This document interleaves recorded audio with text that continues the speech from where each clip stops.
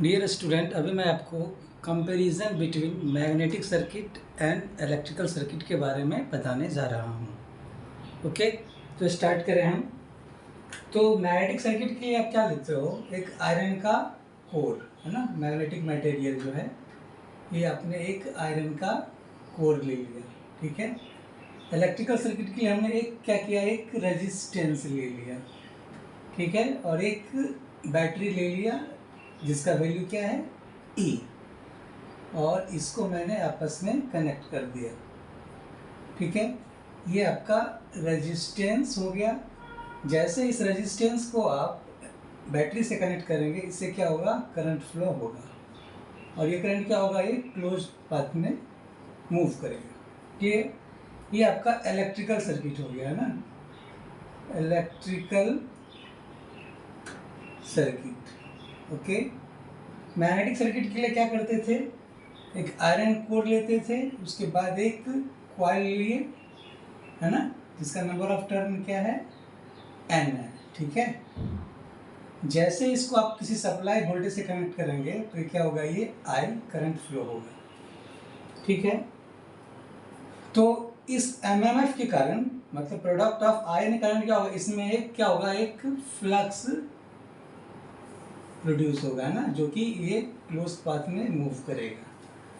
Clear? तो ये आपका क्या हो गया, मैग्नेटिक सर्किट, है ना।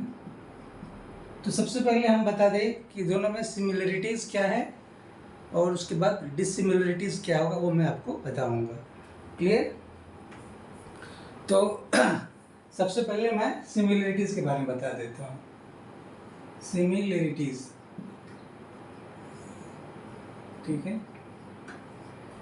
तो पहला क्या है सिमिलरिटीज, आप क्या देख रहे हो, इसमें भी क्या क्लोज्ड पाथ है, जो फ्लक्स मूव कर रहा है पूरा क्लोज्ड पाथ में, ठीक है, और इसमें करंट क्या हो रहा है, मूव कर रहा है क्लोज्ड पाथ में। तो आप क्या कहेंगे कि it is closed path for magnetic flux, magnetic flux. और ये क्या है, इसमें करंट क्लोज पाथ में मूव कर रहा है, तो ये क्या हो जाएगा इलेक्ट्रिकल सर्किट में, it is closed path for electric current, electric current. Clear? दूसरा, अब जानते क्या हो कि इलेक्ट्रिकल सर्किट में जो करंट होता है I इज इक्वल टू क्या होता है, E/R, है ना, वोल्टेज डिवाइडेड बाय रेजिस्टेंस।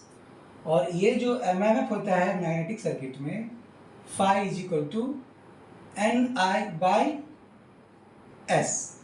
तो जहाँ पे NI क्या है, MMF, S क्या है, रिलक्टेंस।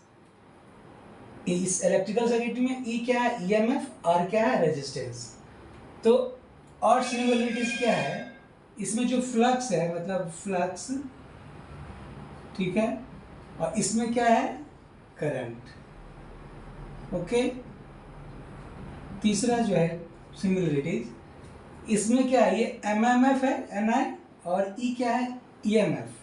तो ये क्या हो गया, MMF, और इसमें EMF इलेक्ट्रोमोटिव फोर्स, और इसमें मैग्नेटोमोटिव फोर्स। चौथा पॉइंट क्या है, इसमें आप क्या देख रहे हो, ये रिलक्टेंस है, और ये क्या है, यहाँ पे रेजिस्टेंस है। तो ये यहाँ पे मैंने लिख दिया रिलक्टेंस, ओके, और ये क्या हो गया, रेजिस्टेंस। ओके, फिफ्थ, और आप जानते हो कि मैग्नेटिक सर्किट में जो परमियंस होता है रेसिप्रोकल ऑफ रिलक्टेंस, और इलेक्ट्रिकल सर्किट में जो रेजिस्टेंस का जो रेसिप्रोकल होगा वो कंडक्टेंस। तो इसमें क्या होगा, परमियंस, और ये क्या हो जाएगा, रेजिस्टेंस में ये कंडक्टेंस। तो जैसे रेजिस्टेंस क्या करता है, करंट को अपोज करता है, और कंडक्टेंस क्या, करंट को सपोर्ट करता है। उसी तरह रिलक्टेंस क्या करता है, मैग्नेटिक फ्लक्स को अपोज करेगा, और परमियंस मैग्नेटिक फ्लक्स को सपोर्ट करेगा। सिक्स्थ पॉइंट है ओके। परमिएबिलिटी, परमिएबिलिटी, ओके, जिसको हम म्यू से लिखते हैं। क्लियर? तो इसमें परमिएबिलिटी है, ओके, इसमें क्या हो जाएगा, कंडक्टिविटी, कंडक्टिविटी, है ना। जैसे कंडक्टिविटी क्या होता है, रेजिस्टिविटी का उल्टा, ओके। उसी तरह परमिएबिलिटी क्या होगा, रिलक्टिविटी का उल्टा, है ना, रेसिप्रोकल। नेक्स्ट क्या है, जैसे इसमें जो वोल्टेज ड्रॉप होगा इस रेजिस्टेंस में, क्या होगा, voltage drop I into R. इसमें जो वोल्टेज ड्रॉप होगा क्या होगा, फाई इंटू एस। इसमें जो MMF ड्रॉप इसको बोलते हैं, MMF ड्रॉप। MMF ड्रॉप क्या हो गया आपका, फाई इंटू एस, ओके। और इसमें जो हो गया वोल्टेज ड्रॉप, वोल्टेज ड्रॉप ये क्या हो जाएगा, I इंटू आर, है ना। जैसे यहाँ पे करंट है तो यहाँ पे मैग्नेटिक फ्लक्स है, यहाँ पे रेजिस्टेंस है तो यहाँ पे रिलक्टेंस है।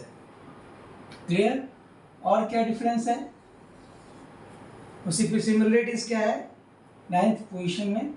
जैसे मैं लिख देता हूँ यहाँ पे मैग्नेटिक सर्किट और ये इलेक्ट्रिक सर्किट, ओके। ये आपका 7th पॉइंट हो गया। 8th में क्या है, जैसे यहाँ पे क्या होता है, मैग्नेटिक फील्ड इंटेंसिटी होता है ना, मैग्नेटाइजिंग फोर्स, है ना। यहाँ पे क्या होगा, इलेक्ट्रिकल फील्ड इंटेंसिटी। तो ये क्या हो जाएगा, यहाँ पे एक मैग्नेटिक फील्ड इंटेंसिटी, है ना, जिसको आप कैसे लिखते हो, H से। और H इक्वल टू क्या होता है, NI/L। NI क्या है, MMF, और L क्या है, mean length of the iron core. इसमें क्या होगा, जैसे मैग्नेटिक फील्ड इंटेंसिटी है तो यहाँ पे क्या होगा, इलेक्ट्रिक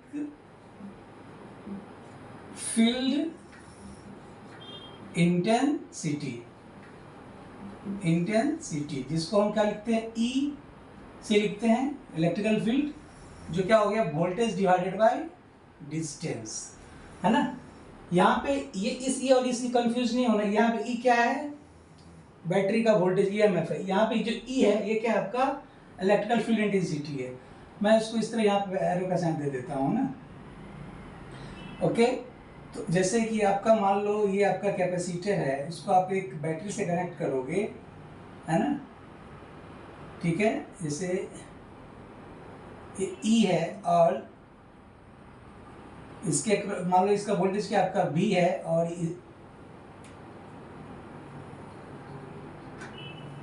तो इलेक्ट्रिकल फील्ड इंटेंसिटी क्या हो जाएगा, V/D। ये मान लो आपका कैपेसिटर है, सपोज करो आपने क्या किया, V सप्लाई वोल्टेज से कनेक्ट कर दिया, तो यहाँ और ये इसके बीच का जो डिस्टेंस है D है, तो इलेक्ट्रिकल फील्ड इंटेंसिटी क्या हो जाएगा, voltage divided by distance between the capacitor plate, okay. तो इसमें क्या हो गया, मैग्नेटिक फील्ड इंटेंसिटी, इसमें हो गया electrical field intensity, okay. 9th point है MMF हो गया, ओके। ये आपका टोटल ये सिमिलरिटीज हो गया, है ना। और एक और है 9th पॉइंट, जैसे यहाँ पे क्या होता है, मैग्नेटिक फ्लक्स है और वो किसी एरिया से पास करे। जैसे सपोज करो ये आपका एरिया है ना, सपोज करो ये है एरिया, इसका A है, तो ये क्या होगा, मैग्नेटिक फ्लक्स डेंसिटी क्या हो जाएगा, फ्लक्स पर यूनिट एरिया। उसी तरह यहाँ पे क्या होता है, इलेक्ट्रिक करंट डेंसिटी होता है। करंट डेंसिटी क्या हो जाएगा, करंट पर यूनिट एरिया, है ना। तो इसमें क्या एक डिफरेंस आ जाएगा, sorry similarities, magnetic flux density, इसको हम B से लिखते हैं, और वो क्या होता है, flux per unit area, okay. और इसमें क्या होता है, इसको अभी मैं मिटा दूं, इसमें क्या हो जाएगा, इलेक्ट्रिक करंट डेंसिटी है ना, current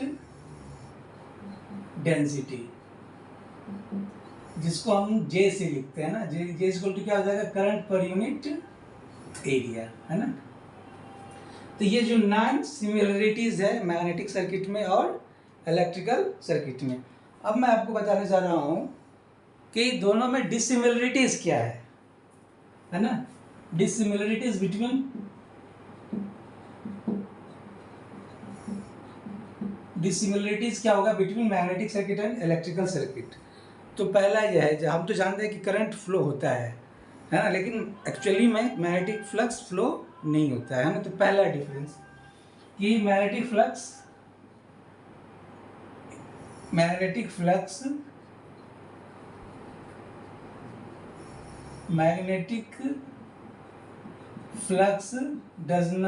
does not flow, okay. और इलेक्ट्रिकल, ये आपका जो है करंट क्या है, फ्लो, करंट फ्लोज, ओके। दूसरा क्या है कि नो मैग्नेटिक इंसुलेटर,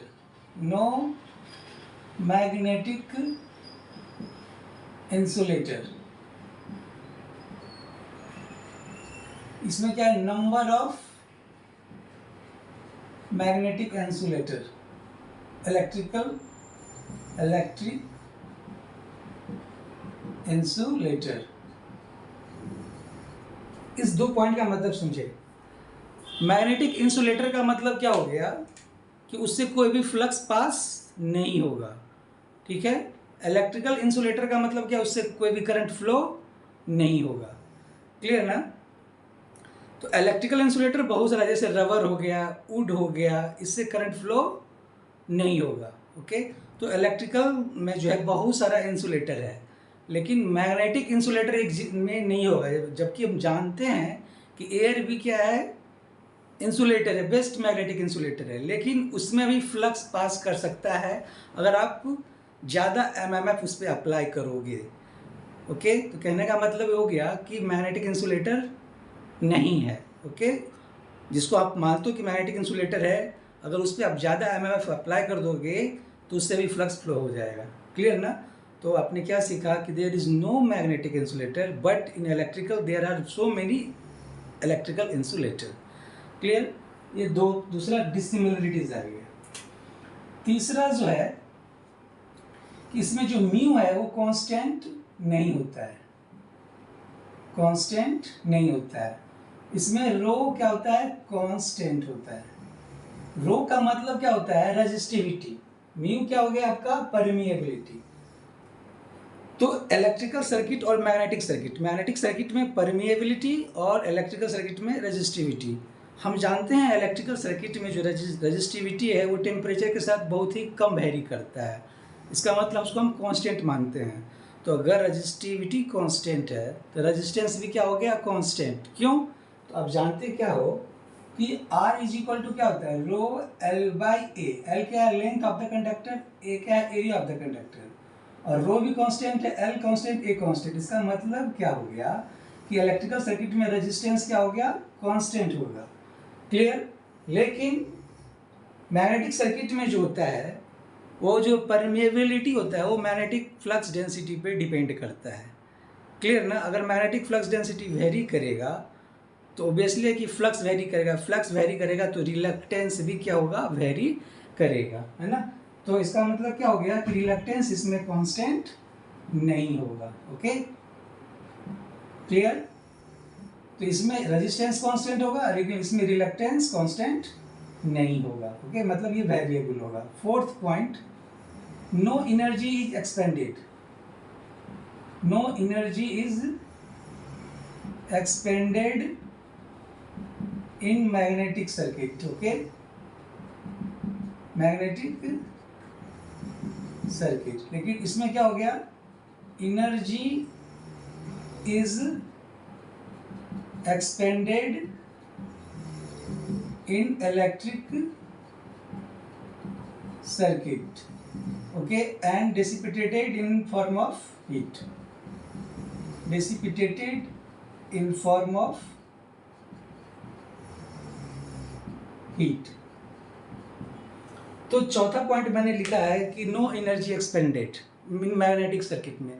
सिर्फ एनर्जी को स्टोर कर सकते हो या उस एनर्जी का जो यूज़ होगा वो मैग्नेटिक फ्लक्स को क्रिएट करने के लिए होगा, ना कि मेंटेन करने के लिए। लेकिन इलेक्ट्रिकल सर्किट में जो होता है एनर्जी एक्सपेंड होता है, जब तक करंट होगा तब तक एनर्जी एक्सपेंड होगा, और वो क्या हो गया, वो हीट के फॉर्म में वो डिसिपिटेट हो जाएगा। जैसे रेजिस्टेंस में आप क्या करते हो, इलेक्ट्रिकल एनर्जी देते हो, या बल्ब मान लो, बल्ब में अगर आप इलेक्ट्रिकल एनर्जी देते हो तो वो लाइट प्लस हीट में क्या होता है, वो डिसिपिटेट हो जाता है। तो मैग्नेटिक सर्किट में एनर्जी एक्सपेंड नहीं होता है और इलेक्ट्रिकल सर्किट में एनर्जी एक्सपेंड होता है, और वो एनर्जी एक्सपेंड जो है वो हीट के रूप में डिसिपिटेट हो जाता है। तो ये 9 सिमिलरिटीज थी और 4 डिसिमिलरिटीज थी। ओके, तो आशा करते हैं आपको ये समझ में आया होगा comparison between magnetic circuit and electrical circuit. Thank you.